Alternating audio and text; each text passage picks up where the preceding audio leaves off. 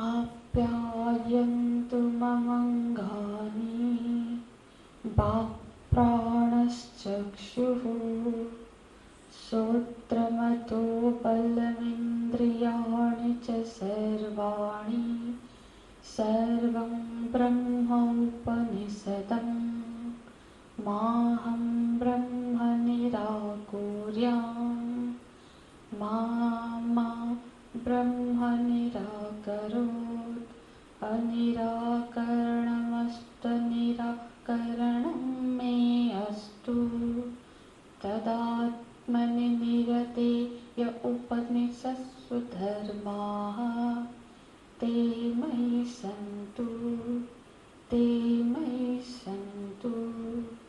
ॐ शान्ति शान्ति शान्तिः। हरिः ओम्।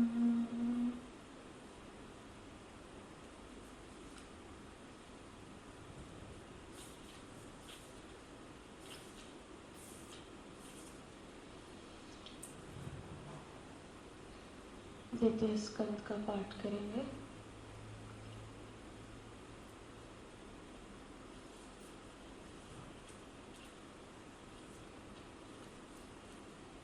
Page number 61। यदि मन्यसे शुभेदेति दहरमेवापि न्यूनं तं वेत्थ ब्रह्मणो रूपं यदस्य तं यदस्य च देवेषु अथनुमिमङ्गस्यमेव ते मन्ये विदितम्।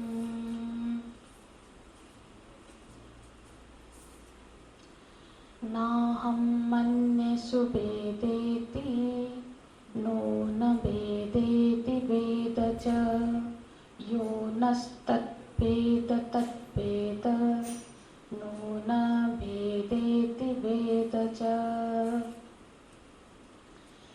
यस्य मतं तस्य मतं मतं यस्य न वेद सः अविज्ञातं विजानताम् विज्ञातम् अविजानताम्। मेरे साथ मेरे पीछे दोहराइए। यस्य मतं तस्य मतं मतं यस्य न वेद सः मतं यस्य न वेदसः अविज्ञातं विजानताम् विज्ञातम् अभिजानताम्।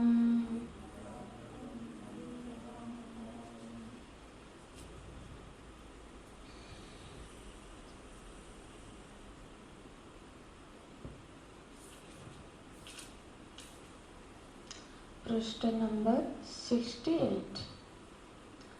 नाहं मन्ये सुवेदेति नो न वेदेति वेद च यो नस्तद्वेद तद्वेद नो न वेदेति वेद च। जब शिष्य आगे गुरु को बोलते हैं प्रथम मंत्र में द्वितीय खंड के मन्ये विदितम, मैंने जान लिया है, तो फिर गुरु शिष्य से पूछते हैं कथम इति, किस तरह से आपने जाना, क्या जाना है।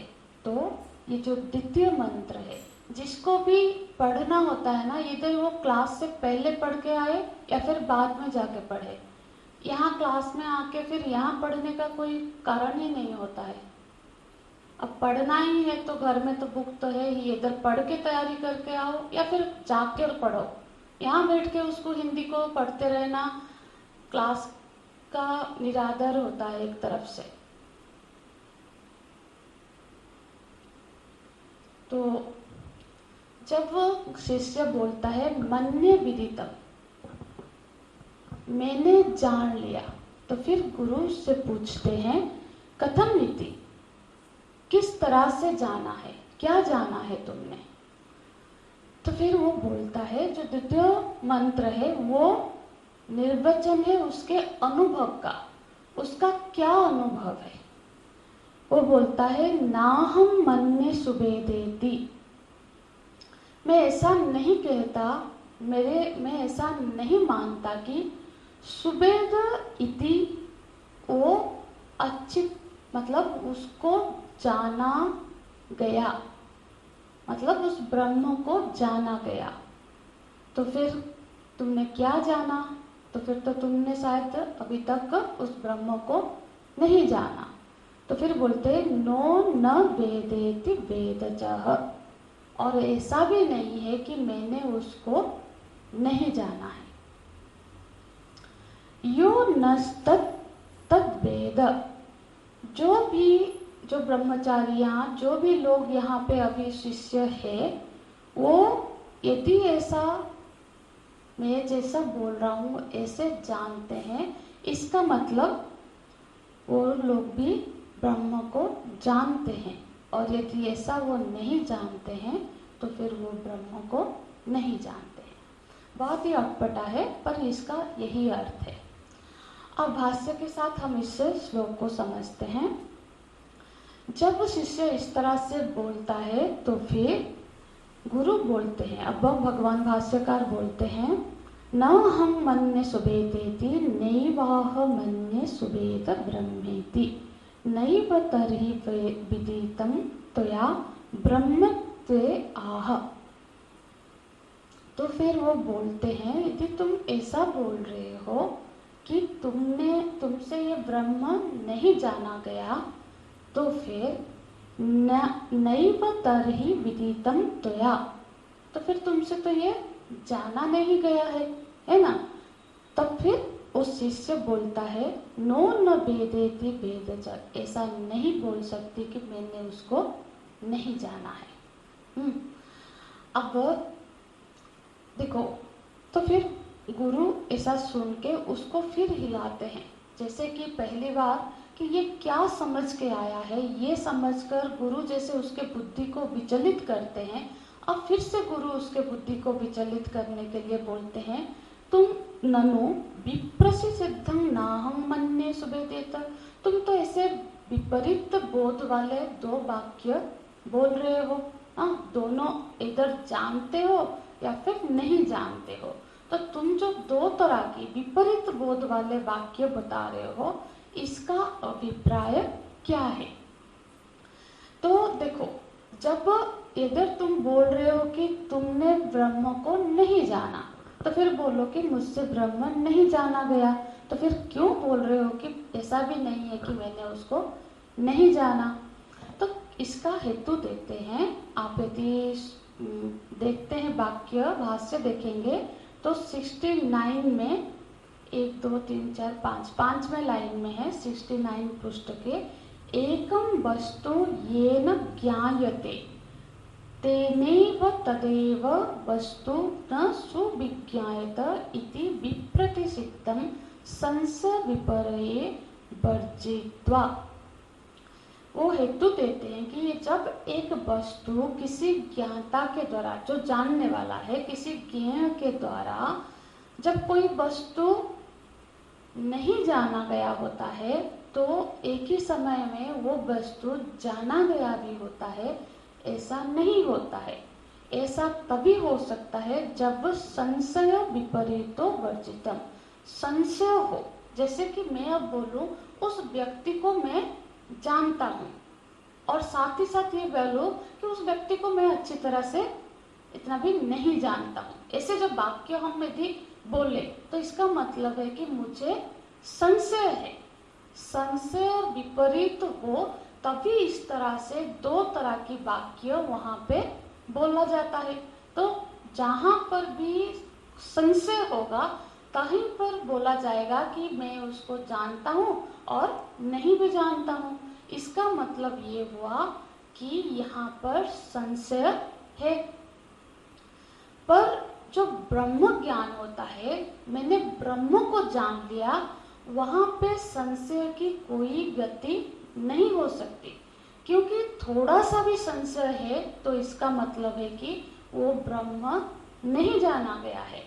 क्योंकि बिल्कुल संशय से रहित नहीं होगा तब तो ब्रह्म का अनुभव ज्ञान नहीं हो पाएगा।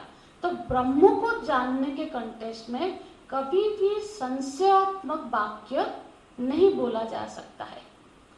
कि ब्रह्म को जाना, किसी और वस्तु को हम थोड़ा बोल भी सकते हैं कि मैंने इसको थोड़ा जाना है पर अच्छी तरह से नहीं जाना है। पर जब ब्रह्म की बात होगी तो वहां पे ये संशय और विपरीत की वाक्य नहीं बनेगी। ब्रह्म तभी जाना जाएगा जब बिल्कुल संशय रहित ज्ञान हो। कष्ट हो रहा है तो पर भी हम कोशिश करें, बार बार श्रवण करेंगे तभी ये मंत्र पढ़े। अब हम लोग उपनिषद पढ़ रहे हैं। उपनिषद की एक अधिकारित्व होती है और एक लेवल होता है। जब हम सीरियसली पढ़ाई नहीं करेंगे तो फिर उपनिषद बस इतना आसानी से समझ में नहीं आएगा। इसलिए प्रयत्न करनी होगी और बाद में घर में भी होमवर्क करना होगा, इस पर चिंतन मनन करना होगा। ये मैं बार बार बता रही हूँ। जो पहले के मंत्रों पर चिंतन किया होगा वो इन मंत्रों को जल्दी से आसानी से समझ पाएगा, पर फिर भी कोशिश करते रहना है। तो यहाँ पे जब इस तरह से वाक्य बताए जा रहे हैं तो इसका अभिप्राय क्या है, इसको समझते हैं।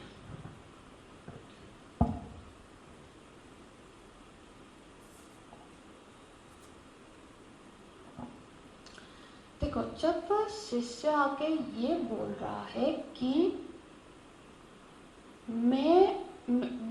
कभी भी बोलेगा कोई कि मैंने जान लिया, ठीक है, कभी कोई बोलेगा कि मैंने जान लिया, मतलब क्या हुआ? मैंने जान लिया मतलब इसका मतलब है मेरे बुद्धि की वृत्ति में वो चीज आ गया। यही तो बात है ना, हम बोलते हैं कि मैंने इस चीज को जान लिया।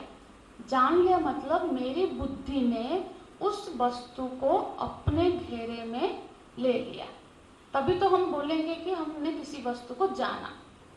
ये बात समझ में आ रही है?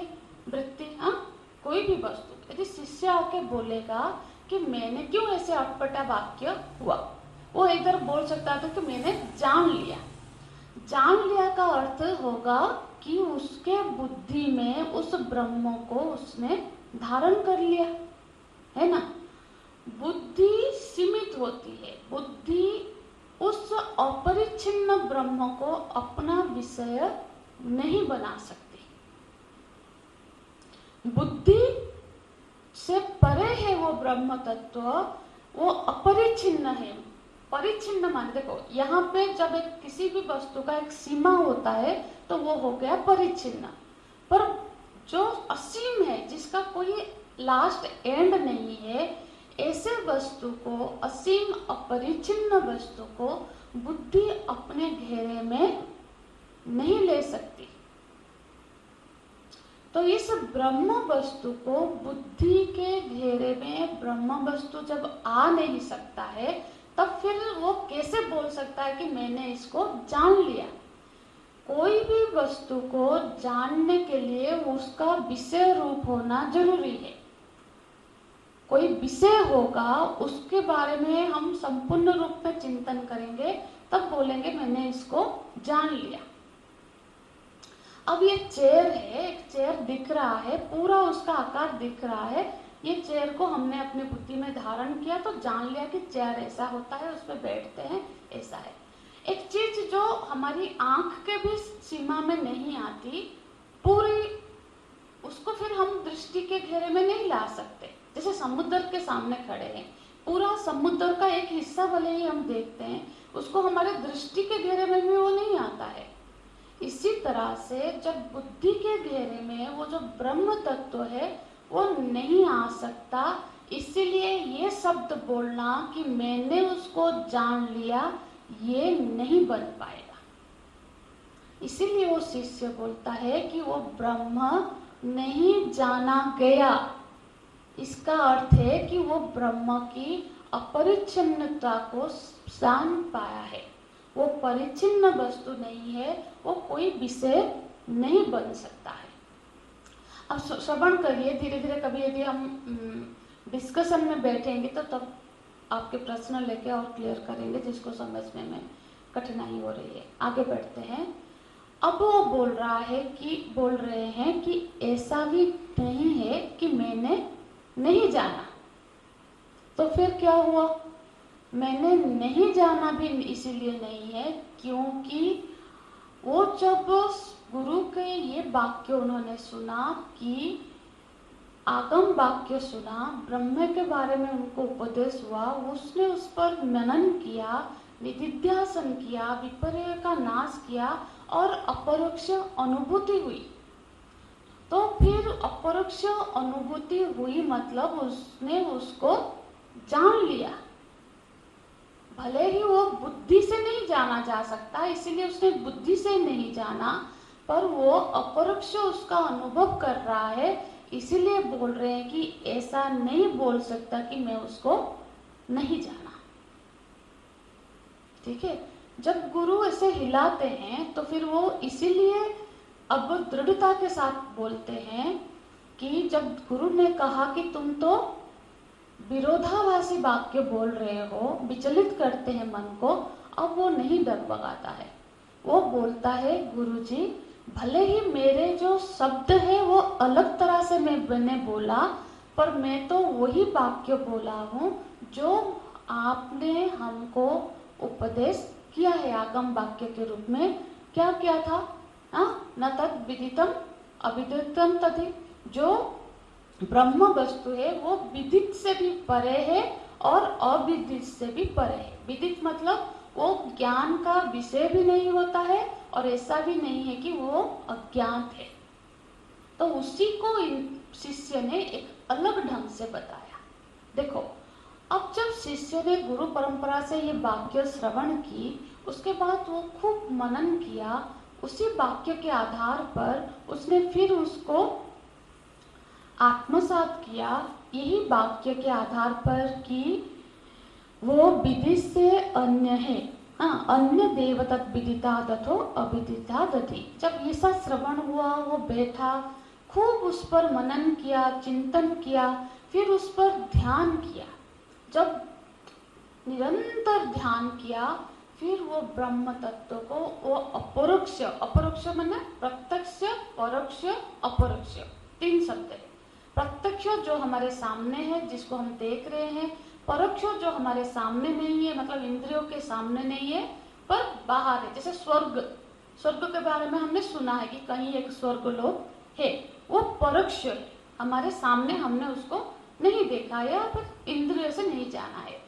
तो और एक वस्तु है जो अपरोक्ष है, मेरी अपने की अनुभव है, वो ना प्रत्यक्ष है, ना इंद्रिय के सामने है, ना स्वर्ग आदि की तरह कोई बाहर है, तो उसको बोलते हैं अपरोक्ष। मुझे दर्द हो रहा है, मुझे खुशी हो रही है, उसका जो अनुभव है वो ना इंद्रिय का विषय है, हालांकि वो मन का विषय हो रहा है, ये बस उदाहरण के लिए बोल रहे हैं। इसी तरह से जो आत्मा का अनुभव है कि मैं हूँ, ये अनुभव प्रत्यक्ष या परोक्ष का विषय नहीं होता है, इसको बोलते हैं अपरोक्ष अनुभव। समझ में आ रहा है? अपरोक्ष मतलब देखो दो शब्द है, एक तो कोई चीज हमारे इंद्रिय का, सुनने का, देखने का, चखने का आदि का विषय बन गया, तो उसको हमने जाना, ठीक है। जैसे कि सारे चीजों को हम जानते हैं प्रत्यक्ष रूप में, ठीक है, जानते हैं। दूसरा, कभी सुना है ऐसे किसी चीज के बारे में जिसको कभी हमने ना देखा है, ना जाना है, ना सुना है, पर वो एक चीज है, ठीक है। जैसे स्वर्ग है, नर्क है, ऐसे देवताएं हैं, ये सब हमारा ना प्रत्यक्ष का विषय है क्या? कभी हमने उनको देखा तो नहीं है, पर वो है। ऐसे स्वर्गलोक है, ऐसे मर्त्यलोक है, ये परोक्ष है, कोई एक चीज है जो अभी हमारे इंद्रिय के सामने नहीं है पर कहीं और है, जिसके बारे में हमने जाना। दो तरह के ज्ञान हुई, देख के जाना या फिर बाहर का कोई चीज है जो उसको भी हमने माना। पर ये जो मैं हूँ, ये इसका ज्ञान तो सबको है ना, मैं हूँ, ये क्या बोलेंगे आप? ये क्या प्रत्यक्ष दिखता है? मैं जो हूँ ये क्या देख के बताता हूँ मैं, या सुन के, जान के, स्पर्श करके तो नहीं बताता हूँ। अंदर से मुझे पता है कि मैं हूँ, मेरी जो स्थिति है मैं हूँ, ये ना प्रत्यक्ष का विषय है और कहीं दूर तो है नहीं कि परोक्ष का विषय भी नहीं है। तो ये जो मैं हूँ, ये इसका जो अनुभव हमको हो रहा है, इसको बोलते हैं अपरोक्ष, अपरोक्ष अनुभव। आत्मा का अनुभव हमेशा अपरोक्ष अनुभव है, वो प्रत्यक्ष भी नहीं है और परोक्ष भी नहीं है, दूर नहीं है, सामने भी नहीं है, वो एक अनुभव फिर भी वो है, ठीक है। कोई भी चीज हमने देखा नहीं है और दूर नहीं है, इसका मतलब नहीं है कि वो नहीं है, ठीक है। इसको बोलते हैं अपरोक्ष। हाँ, पर्सनल अनुभव बता, तो उसका जो पर्सनल, भले ही वो बुद्धि से नहीं जाना है पर पर्सनली उसको अनुभव हो रहा है ब्रह्म क्या है, कि मैं वो ब्रह्म हूँ, मैं वो अपरिच्छिन्न तत्व हूँ, ठीक है। तो इसका जो ज्ञान हो गया, इसीलिए जब गुरु उसको थोड़ा सा हिलाते हैं कि अब जब किसी को क्या होता है ना, कोई चीज कोई बोल रहा है, भले ही सही बोल रहा है पर थोड़ा सा वो कंफ्यूज है कि मैं सही बोल रहा हूँ कि नहीं, तो तब अरे ऐसा है, जब हम ऐसे धक्का देते हैं ना, फिर वो थोड़ा चुप हो जाता है या फिर सोचने लगता है कि पता नहीं मैंने गलत तो नहीं बोल दिया। तो इसका मतलब है हमको बिल्कुल दृढ़ ज्ञान उसका अभी नहीं हुआ है, कोई भी हमको थोड़ा सा हिला सकता है, भले ही हम सच बोल रहे हो। इसी तरह से जब गुरु उसको हिलाते हैं, बोलते हैं जगर्ज, मतलब वो गर्जना करता है। गर्जना मतलब ऐसा नहीं कि गर्जना करता है, इसका मतलब है वो दृढ़ता के साथ अब वो हिलता नहीं है, अब वो डोल नहीं बोलता है कि नहीं नहीं गुरुजी आप चुप, ठीक है मैं फिर जाके सोचूंगा, नहीं। क्यों? क्योंकि अब उसके पास मनन श्रवण का बल है, आचार्य से जो गुरु परंपरा से श्रवण किया है उसका बल है, मनन का बल है और निधिध्यासन का बल है, तो वो बलवान है, वो उसको दृढ़ ज्ञान है, क्योंकि उसको अपरोक्ष अनुभव हो गई है, इसलिए अभी और वो विचलित नहीं होता है और वो बोलता है कि मन्ये विदितम्, मैंने इसको इस तरह से जाना है। और साथ ही साथ वो जो भी यहाँ पे शिष्य दूसरे हैं स्टूडेंट्स, वो जो भी मेरी इस वाक्य को समझ पा रहे हैं, वो सब भी ब्रह्म को जानते हैं और जो नहीं समझ पा रहे हैं वो ब्रह्म को अभी नहीं जानते हैं। ठीक है, इसी को देखो, इस पर आप हिंदी वाला पढ़िए, समझिए, ये इतना डिफिकल्ट भी नहीं है, फिर भी ये समझ में, ये बिल्कुल सिंपल है कि बुद्धि, इसीलिए क्योंकि वो बुद्धि का विषय नहीं बन सकता। हमने पहले भी पढ़ा था कि ये बुद्धि मतलब बुद्धि से इस वस्तु को नहीं जाना जा सकता, इसलिए बोल रहे हैं कि ब्रह्म नहीं जाना गया। और क्योंकि उसका अपरोक्ष अनुभव हो सकता है, हो रहा है, इसलिए बोल रहे हैं कि मैंने इसको जान लिया। बस बात इतनी है, थोड़ा सा कॉम्प्लिकेटेड, क्लिष्ट करके बोल रहे हैं। वो इसका भी यहाँ पे भगवान भाष्यकार बताते हैं कि ठीक है, ऐसा है तो फिर क्यों वो इतना क्लिष्ट करके बोलता है, क्यों इतना कॉम्प्लिकेटेड करके बोल रहा है। तो बोल रहा है कि वो भले ही आचार्य से श्रवण किया, पर आचार्य से श्रवण करने के बाद उसने आचार्य की बात को रटा रटाया नहीं बता रहा है, उसने उसको अपनी वाक्य बनाया। देखो, एक वाक्य हमने सुना और उसको एज इट इज बोलेंगे तो हम बोलेंगे कि इसको वहां से उदाहरण लिया है वाक्य। अब जब हम उदाहरण लेते हैं ना, भागवत से लिया, मतलब किसी उपनिषद से लिया, तो उसको जब कोट करते हैं वो एज इट इज उठाना पड़ेगा, जैसा वहां बोला गया है वैसा ही यहाँ बताना पड़ेगा कि इस उपनिषद में ऐसा बोला गया है। पर जब हम उसको समझ के बताते हैं तो फिर उसी को हम अपने भाषा में अपने तरीके से समझाते हैं। तो जब उसने गुरु के मुख से आगम वाक्य सुनना, अन्य देव तद्विदिता दथो अविदिता दधि, उस पर उसने खूब चिंतन मनन किया, उसने ध्यान किया और अब वो उसी बात को अपनी भाषा से बता रहा है। बात वही है, ठीक है, बस है कि वो गुरु का वेद का वाक्य था, ये उसका अपना शब्द है, अपना अनुभव है, बात वही है। ठीक है, तो इसीलिए ये क्लिष्ट है, क्योंकि आचार्य तो अनुभवी है, तो वो जितना भी क्लिष्ट वाक्य होगा वो उसको समझ लेंगे। पर जो मंद बुद्धि है, लिखते हैं, जो मंद बुद्धि वाले हैं उनको ये फिर पकड़ में नहीं आ पाएगा, इसीलिए वो उसको थोड़ा सा क्लिष्ट करके बताते हैं। ठीक है, तो इस पर हम ये श्लोक में शिष्य अपनी अनुभव अब बताता है कि उसका जो ये जो शुरू हुआ था केनो उपनिषद, शिष्य के प्रश्न के साथ कि कौन है वो प्रेरक तत्व, फिर उस पर गुरु ने उपदेश किया, फिर शिष्य ने उस पर बार बार चिंतन किया, ध्यान किया, फिर उसको उसका अनुभव हो गया और इस द्वितीय मंत्र के साथ उसने इसका अपने अनुभव को व्याख्या किया कि वो ब्रह्म तत्व बुद्धि से जाना नहीं जा सकता, पर उसका अपरोक्ष अनुभव किया जा सकता है। वो अपरोक्ष अनुभव में आता है क्योंकि मैंने खुद उसको आज अनुभव कर रहा हूँ। ठीक है, दूसरे श्लोक में ये शब्द खत्म हुआ, न हम मन्ये सुवेदेति नो न वेदेति वेदज नो नस्तद्वेद तद्वेदो नो न वेदेति वेदज। यहाँ तक ये जो गुरु शिष्य की बातचीत चल रही थी, गुरु शिष्य के संवाद को हम बोलेंगे संवाद। ये जो संवाद शैली से श्रुति माता उपदेश कर रही थी, संवाद शैली इसीलिए लेती है कि जब वो कोई बात बहुत कठिन होती है, उसको समझाना होता है, तो हम भी जब पढ़ाते हैं बच्चों को तो प्रश्न पूछते हैं, प्रश्न उत्तर के माध्यम से वो बड़ा गहरा बात भी बताते हैं, तब भी वो आसानी से समझ में आ जाएगी। इसी तरह से श्रुति माता ने एक रूपक, ऐसा नहीं कि कोई गुरु बैठे हैं, कोई शिष्य आया है पूछ रहा है, उन्होंने इस शैली में इसको बताया। अब तीसरे मंत्र से यहाँ तक ये संवाद गुरु शिष्य का खत्म हो जाता है।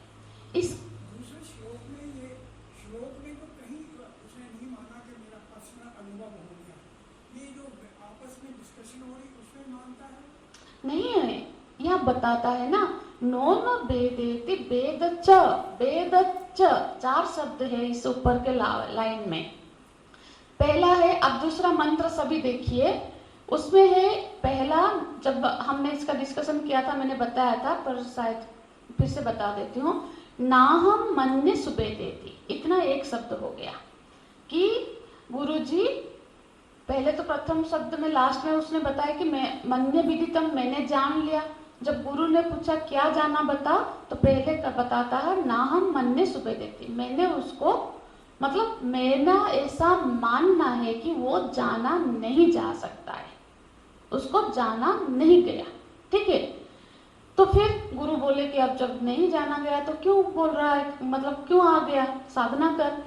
फिर बोलता है नो न वेदेति, ऐसा नहीं है कि मैंने उसको नहीं जाना, वो नहीं जाना जा सकता है पर मैंने उसको जाना है। 2 शब्द हो गए।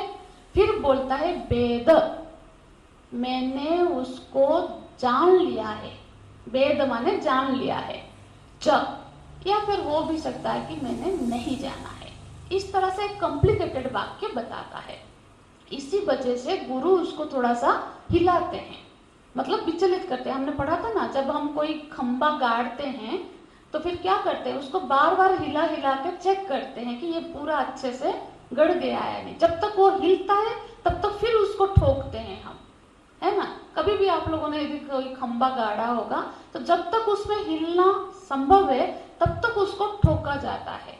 तो जब गुरु ऐसे चेक करते हैं उसको हिला के कि तू क्यों ऐसे विपरीत बात बता रहा है, तब जाकर वो शिष्य बताता है कि नहीं गुरुदेव, ये मैं कोई विपरीत वाक्य नहीं बता रहा हूँ, ये वही वाक्य को अपने शब्द से बता रहा हूँ जो आपने बताया था कि न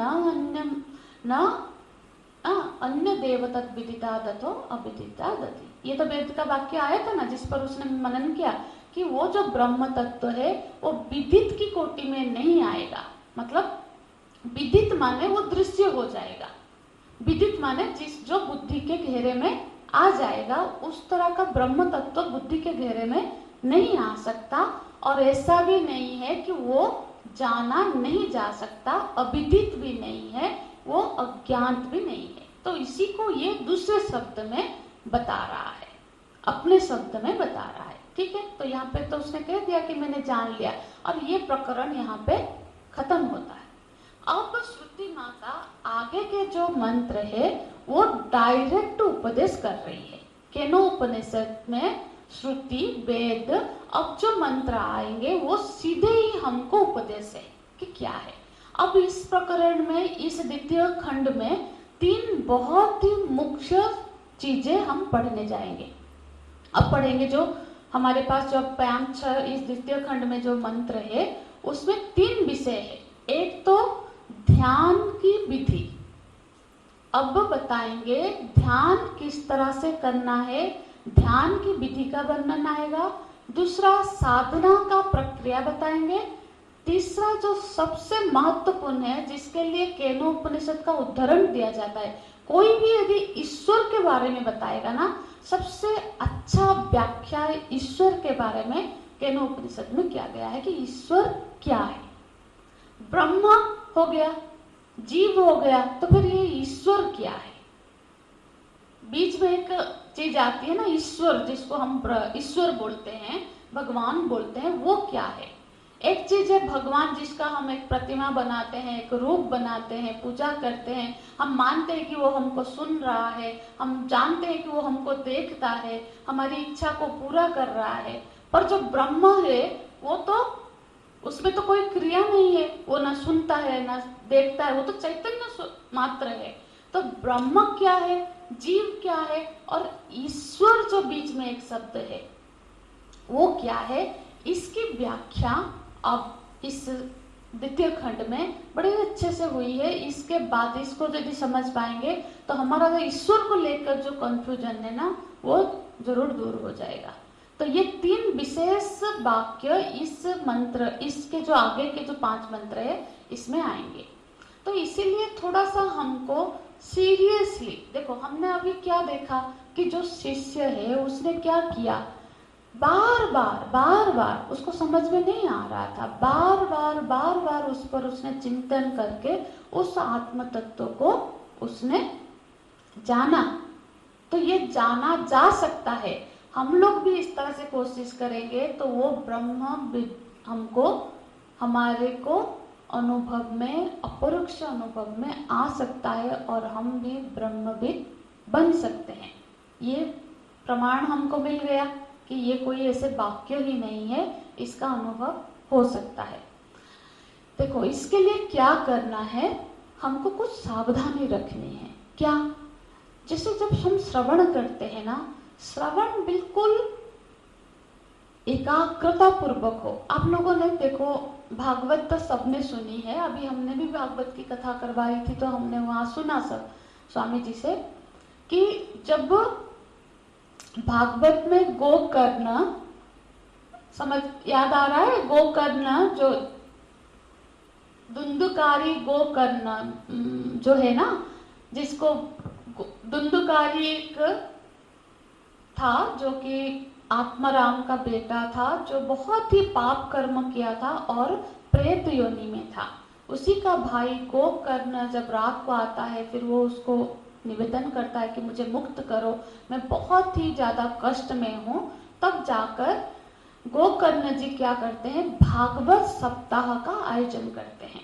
भागवत श्रवण का फल ये है कि वो क्रम मुक्ति प्रदान करता है। मतलब इस तरह से पूरा कैवल्य मुक्ति प्रदान का व्याख्या नहीं है, क्रम मुक्ति माने वो सारूप्य, सालुज्य, वैकुंठ लोक को चला जाएगा, इस तरह से उच्चतर लोक की प्राप्ति कराता है। तो फिर इसीलिए उसको प्रेत योनि से मुक्त करने के लिए गोकर्ण जी भागवत की कथा सुनाते हैं। जब वो भागवत की कथा सुनाते हैं, क्योंकि वो तो प्रेत में है ना, प्रेत योनि मतलब हवा की तरह होता है, उसका तो कोई शरीर नहीं है, वो हवा से उड़ रहा था तो कहीं बैठ नहीं पाता है। तो एक आप लोग देखे होंगे, जब भागवत की कथा होती है ना, वहाँ एक 7 गांठ वाला एक खंबा रखा जाता है, एक बांस रखा जाता है। वो इस भावना के साथ रखा जाता है कि जो भी अभी अशरीरी तत्व है, आत्माएं घूम रही है, वो मुक्त होना चाहते हैं तो उस बांस का आश्रय ले और उसमें बैठे और इस भागवत का श्रवण करे और मुक्त हो, जिस तरह से धुंधुकारी हुआ था। तो धुंधुकारी वहां एक बांस था, उस बांस में घुसकर वहीं रहा और 7 दिन की कथा चली। जब 7वें दिन की कथा समाप्त हुई, तब देवताओं का रथ आया धुंधुकारी को लेने के लिए। अब पर जब भागवत की कथा हो रही है, वहां तो सैकड़ों लोग हैं, सिर्फ तो वो ही नहीं सुन रहा है ना, बहुत लोग बैठे हैं जो भागवत की कथा सुन रहे हैं। तो जब देवताओं का रथ आया धुंधुकारी को लेने के लिए, तब जो वक्ता है उन्होंने पूछा, अरे ठहरो, अब आप हम तो इतने लोगों ने भागवत श्रवण किया, आप एक ही रथ क्यों लाए और इसी को क्यों लेके जा रहे? हम लोगों ने भी तो 7 दिन तक बिल्कुल नियम पूर्वक भागवत श्रवण किया। तो भागवत का फल जो है वो तो सबके लिए घटित होना चाहिए, तो फिर हम लोगों के लिए क्यों रथ नहीं आया?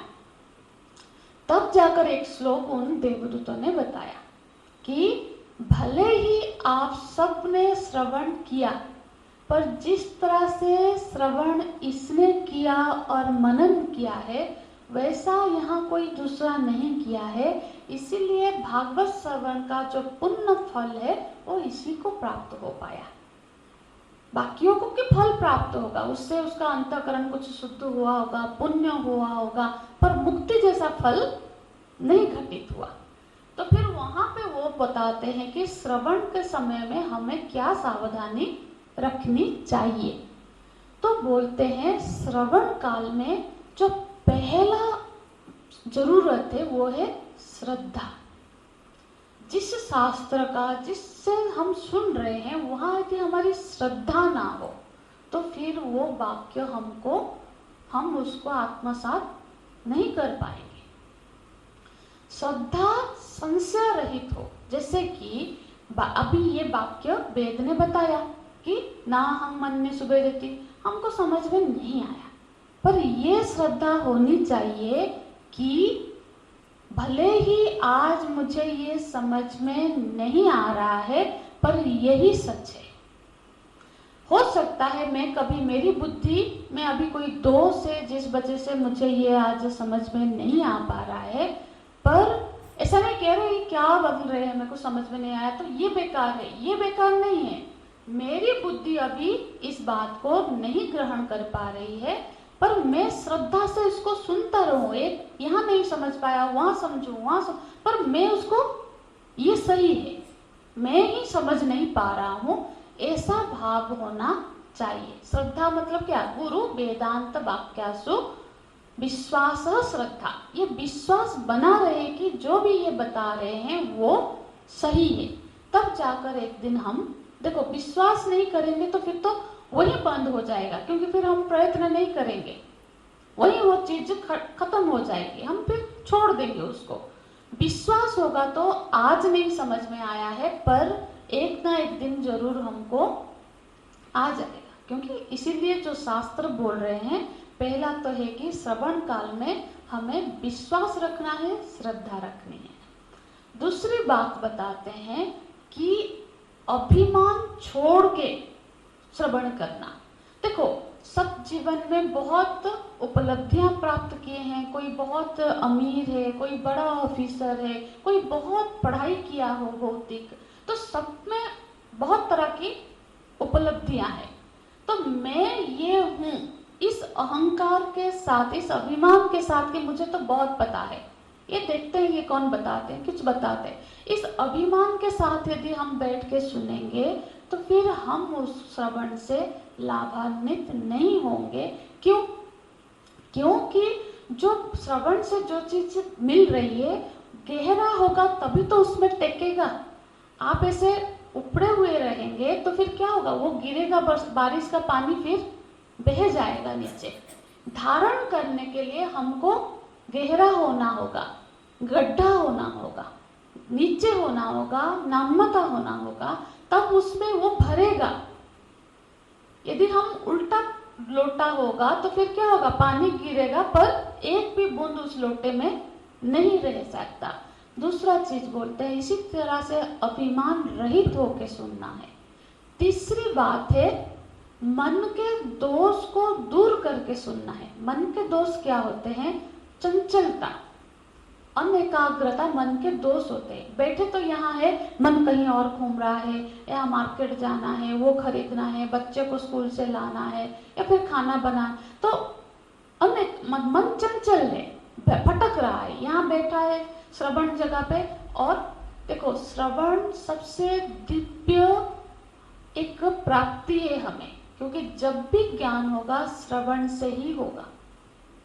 इसलिए जो श्रवण का समय है उसको इम्पोर्टेंस दे कि ये बड़े पुण्य से प्राप्त हुआ है, तो मैं बिल्कुल तैयारी के साथ यहाँ बैठूं ताकि मैं इससे जो अपना समय दे रही हूँ उससे लाभान्वित हूँ, मैं अपना कल्याण करूँ। हम यहाँ अपने कल्याण के लिए आए हैं। हर किसी का मकसद अपना कल्याण करना है। बस हम ये ना भूले कि मैं अपने कल्याण के लिए आई हूँ, अपना कल्याण प्रायोरिटी है। हाँ, तो इस तरह से जब हम श्रवण करते हैं तब जाकर श्रवण हमारे अंदर वो रहता है। देखो जब हम सुनते हैं ना, कान से सुनते भले हैं, पर दो चीजें वहां घटती है। एक तो कान से वो शब्द जा रहा है और मन से वो अर्थ प्रकट हो रहा है ना। बहुत बार होगा यदि ध्यान से ना, एकाग्रता ना हो तो फिर क्या होगा? भले कान से शब्द आ रहा है पर उसका अर्थ अंदर से प्रकट नहीं होगा, वो बस हवा में वो एक आवाज की तरह आ रहा है, पर हमारा दिमाग कहीं और है। इसीलिए मैं जो पहले क्लास में क्यों बोली कि मत पढ़ो, क्योंकि अब देखो उस वाक्यों को समझने का एक मौका है यहाँ। इस तरह से पढ़ाई तो पहले भी कर सकते हैं, बाद में भी कर सकते हैं, पर यहाँ जो आधा घंटा 1 घंटा बैठे हैं यहाँ सिर्फ श्रवण हो, नहीं तो माइंड डाइवर्ट हो जाएगा।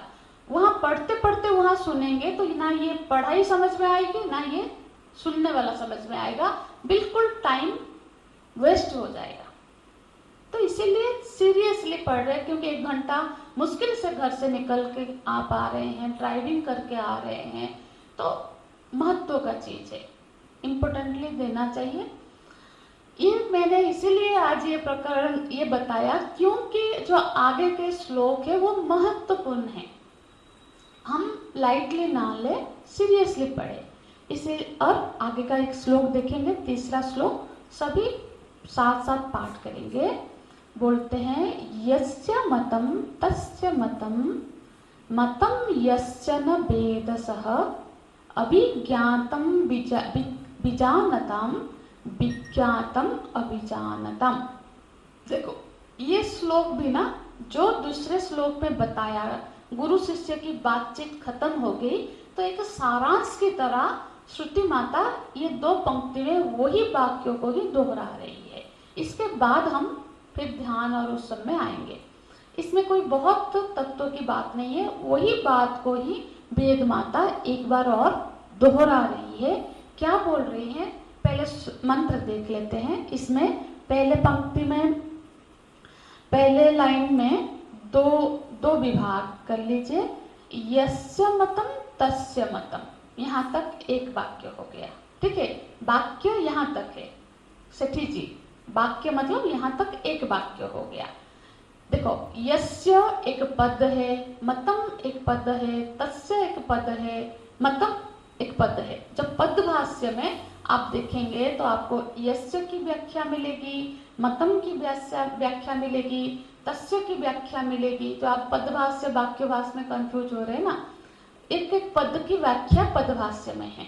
जब वाक्यभाष्य में देखेंगे वहां फिर पद की नहीं, यस्य मतम तस्य मतम, यहाँ तक एक वाक्य हो गया। इस वाक्य की वो सीधा व्याख्या करेंगे। 2 तरह से किया हुआ है ताकि थोड़ा जोर और डेप्थ अंडरस्टैंडिंग हो जाए, ठीक है। तो यहाँ एक वाक्य हो गया यस्य मतम तस्य मतम। दूसरा वाक्य हुआ मतम यस्य न वेदसः, ये दूसरा वाक्य हुआ। तीसरा वाक्य हुआ अभिज्ञातम, मतलब अभिज्ञातम विजानतम, ये हो गया तीसरा। चौथा वाक्य हो गया विज्ञातम अभिजानितम, ठीक है। ये 4 वाक्य में हमने इस मंत्र को भाग कर लिया। अब पहला वाक्य में क्या बोल रहे हैं, यस्य। यस्य माने जो महापुरुष, जो कोई भी, जिसने, जो भी महापुरुष है, जो महापुरुष जिसका ये अमतम, देखो इसको विच्छेद करेंगे। यस्या मतम लिखा है ना, स में आ की मात्रा है, जब विच्छेद कर देंगे यस्य अ एक निकल आएगा, अमतम, जिसका ये अमत है। क्या तस्य मतम, वो सही है। क्या मत है, वो जो ज्ञानी है, जिसने ये जान लिया है, जिसका ये मत है माने जिसका निश्चय है, ठीक है। देखो आप भाष्य भी देख सकते हैं, भाष्य में बोलते हैं यस्य माने ब्रह्मविदम, जो महापुरुष जो ब्रह्म को जान गया है, जिसका अमतम, अमतम माने उसका ये मानना है कि ये जो ब्रह्म है वो अभिज्ञातम अविदितम, वो ब्रह्म जो है वो जाना अभिज्ञात है, ज्ञान का विषय नहीं बनेगा, और अविदितम वो विदित का विषय, जानने के विषय, बुद्धि के घेरे में वो नहीं आएगा, ठीक है। वही बात को दोहरा रहे हैं, ठीक है। इसीलिए तस्य मतम, जो ऐसा मानता है, जिसका ये निश्चय है, वो ही जानता है। तस्य मतम, वो ही जानता है। और मतम यस्य न वेदस, जो जिसका मत ये है कि वो ब्रह्म जाना जा सकता है, वो उसको नहीं जानता है, ठीक है। यही बात बता रहे हैं रिपीट करके। अब इसको देखो समझने के लिए, भाष्य तो बाद में देखेंगे।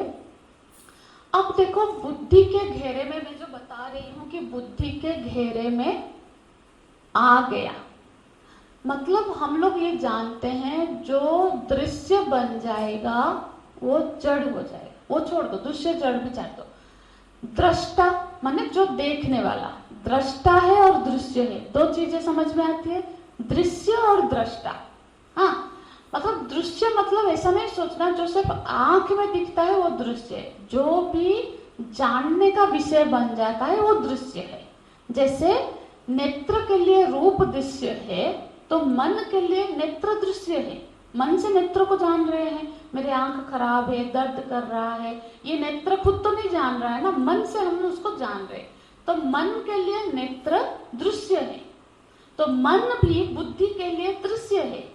मन में देखो आज ऐसा भावना, अच्छी भावना है, आज क्रोध आ रहा है, अभी बड़ा प्यार आ रहा है, इस तरह से जो मन में भाव आते हैं उसको भी तो हम जानते हैं ना, तो वो भी किसी के लिए दृश्य हो रहा है। किसके लिए? बुद्धि के लिए दृश्य हो रहा है।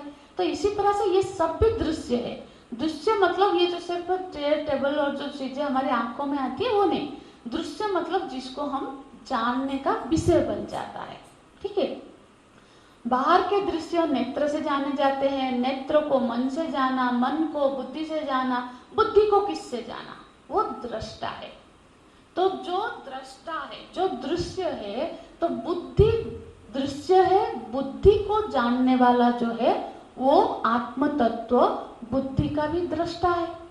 ठीक है, और नियम क्या होगा? दृष्टा दृश्य के द्वारा जाना नहीं जा सकता है।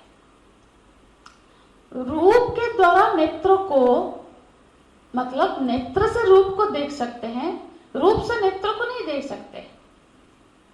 ठीक है, नेत्र से मन को नहीं देख सकते, मन से नेत्र को जान सकते हैं। तो जो जिसका दृष्टा है वो उसका दृश्य कभी नहीं बन सकता, क्योंकि वो तो उसका दृष्टा है ना। दृश्य से दृष्टा को हम नहीं देख सकते। तो बुद्धि का दृष्टा कौन है? आत्मा। फिर बुद्धि से मन को जाना, बुद्धि को किससे जाना? हमारी बुद्धि जो कार्य कर रही है वो मैं अपने अपने चैतन्य भाव से, स्वरूप से जान रहे हैं। हम जागृत होंगे तभी बुद्धि में क्या चल रहा है जानेंगे, हम सोए हुए तो नहीं जानेंगे ना। तो जो चैतन्य है उसी से हम बुद्धि को जान रहे हैं, बुद्धि की जो वृत्तियां चल रही है उसको जान रहे हैं। तो जब वृत्तियों को हम आत्म तत्व से जान रहे हैं तो आत्म तत्व को इस बुद्धि से कैसे जानेंगे? एक जो वो बोलता है ना, जाना नहीं जा सकता, बुद्धि से उसको कैसे जानोगे जिसके होने से बुद्धि कार्य कर रही है? इस पर चिंतन करिए। यहाँ जो बोल रहे हैं, क्योंकि दृष्ट सिद्धांत यही है कि जो दृश्य है वो अपने दृष्टा को नहीं जान सकती, उसको अपने जानने का विषय नहीं बना सकती। इसीलिए बोल रहे हैं कि बुद्धि से उस आत्म तत्व को नहीं जाना जा सकता, उसको अपरोक्ष अनुभव के माध्यम से जाना जाएगा।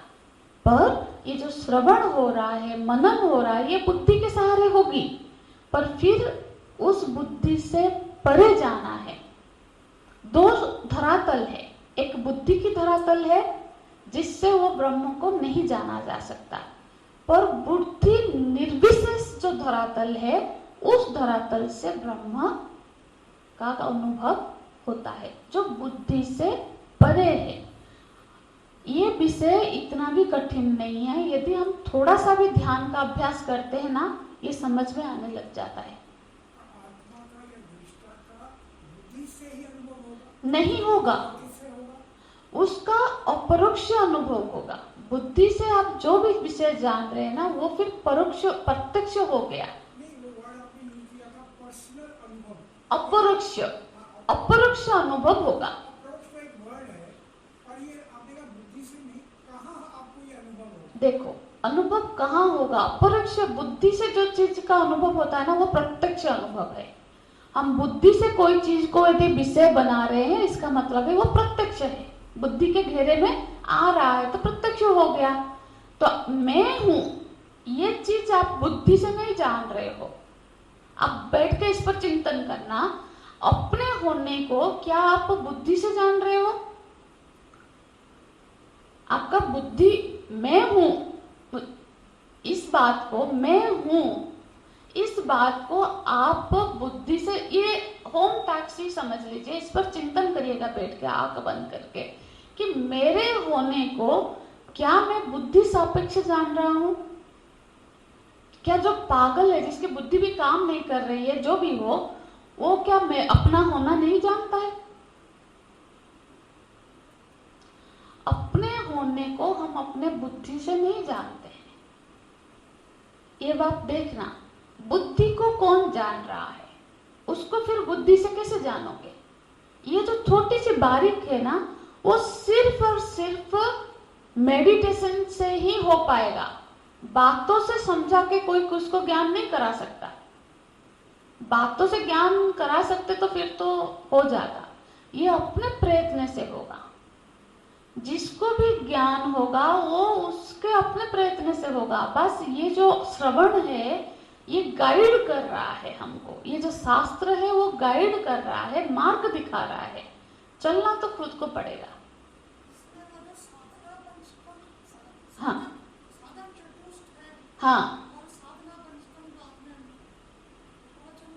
हाँ बिल्कुल। देखो वो सब क्यों है, साधना पंचकम में तो हमने पूरा लास्ट जो स्टेज था वो ब्रह्म ज्ञानी का था। वहाँ बिल्कुल किस तरह से गए हम, वहाँ बिल्कुल अच्छे से। साधना पंचकम है तो छोटा सा ग्रंथ पर बड़ा बहुत ही महत्व का ग्रंथ है वो। यही स्टेज वो बताता है जो उपनिषद बताते हैं कि उपनिषद का पढ़ाई की, फिर श्रवण मनन निधिध्यासन किया, निधिध्यासन करके विपर्य का नाश किया। विपर्य माने आज की जो मेरी अनुभव है कि मैं मनुष्य हूँ, मैं जीव हूँ, मैं पुरुष हूँ, मैं स्त्री हूँ, ये तभी जाएगा जब हम बार बार ध्यान करके इस सच्चाई को अंदर रियलाइज करेंगे। तो एक क्षण आएगा कि अरे मैं पुरुष स्त्री, ये तो शरीर है। ये बात हम सिर्फ बोल रहे हैं, अनुभव में नहीं आया है। बोलना और अनुभव करना दो अलग बात है। हम ना रटा रटाया बोल रहे हैं कि मैं, अरे हम लोग शरीर नहीं है, शरीर तो नाशवान है, मर जाएगा। पर जब तुरंत हमारे से अनकॉन्शियस है ना, मैं तो स्त्री हूँ, वो तो पुरुष हूँ, ये भाव हमारे प्रगाढ़ता से अंदर है। जबकि हमने सुनकर जाना है कि मैं ना स्त्री हूँ ना पुरुष हूँ। जो मैं है, जो आत्मा है, वो ना स्त्री है ना पुरुष है। ये हमने पढ़कर जाना जरूर है, पर वो हमारा अनुभव में नहीं है। इसका मतलब स्वामी जी यही हुआ कि मेडिटेशन में, ध्यान में जो आपका पर्सनल रियलाइजेशन होगा। बिल्कुल, ये शब्द है रियलाइजेशन, यही अपरोक्ष अनुभव है। इस रियलाइजेशन के लिए ही ये सारा हम श्रवण मनन निधिध्यासन कर रहे हैं कि एक दिन वो मुझे रियलाइज हो जाए, जो सुना हुआ है वो मेरा अनुभव का विषय बन जाए। ठीक है, इस पर हम भाष्य के साथ दूसरे कक्षा में देखेंगे। हरिओम तत्सत। ओम पूर्णमदः पूर्णमिदं पूर्णात् पूर्णमुदच्यते पूर्णस्य पूर्णमादाय पूर्णमेवावशिष्यते। ओम शांति शांति शांति। हरि ओम।